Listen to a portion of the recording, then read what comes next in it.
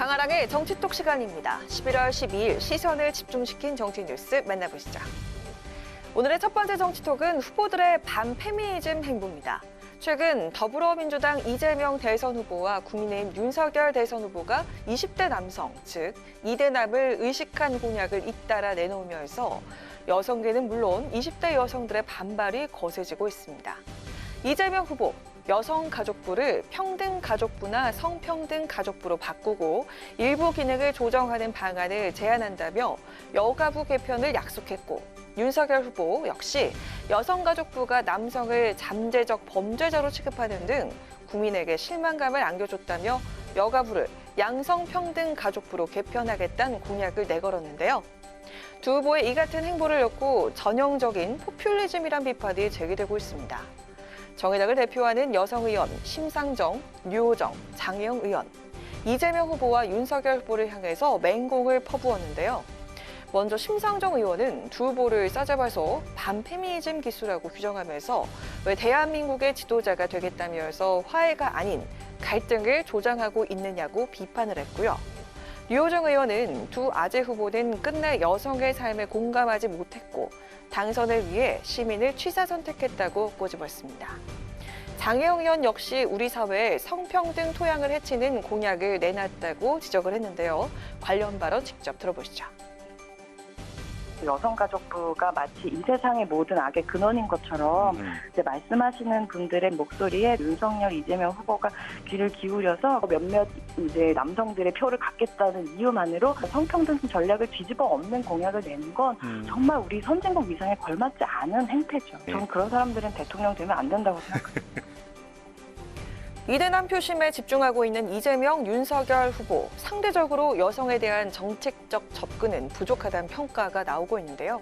진정한 성평등 사회를 만들기 위해 꾸준히 노력하겠다고 외치고 있는 두 후보가 앞으로 우리에게 보여줄 양성평등 정책은 무엇일까요?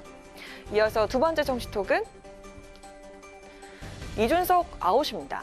국민의힘 홈페이지 당원 게시판이 이준석 대표 비판글로 도배되고 있다는 소식이 전해져서 그 배경에 관심이 모아지고 있습니다.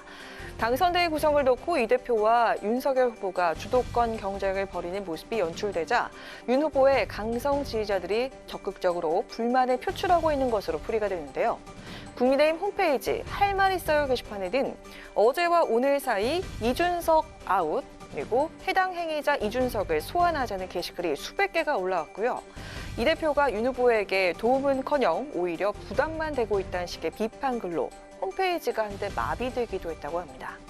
게시글 내용 대부분은 이 대표가 윤 후보 선대위 구성에 개입하지 말 것을 요구하는 데 집중이 됐는데요. 선대위 구성과 관련해선 윤 후보가 당원 당규상 당무 우선권을 갖고 있는 만큼 이 대표가 선대위 성격과 인선에 대해서 지나친 개입을 하지 말란 주장입니다. 이에 대해 이준석 대표, 선대위 인선을 두고 갈등설이 제기되는 데 대해서 자꾸 갈등을 증폭시키려고 살생부부터 해서 참 어울리지 않는 단어가 등장하는데 그거야말로 의도적인 위기감 고조라고 생각한다고 일축하며 선대위 구성과 관련해 주도권 싸움은 없다고 분명하게 선을 그었습니다. 이어서 관련 발언 직접 들어보시죠.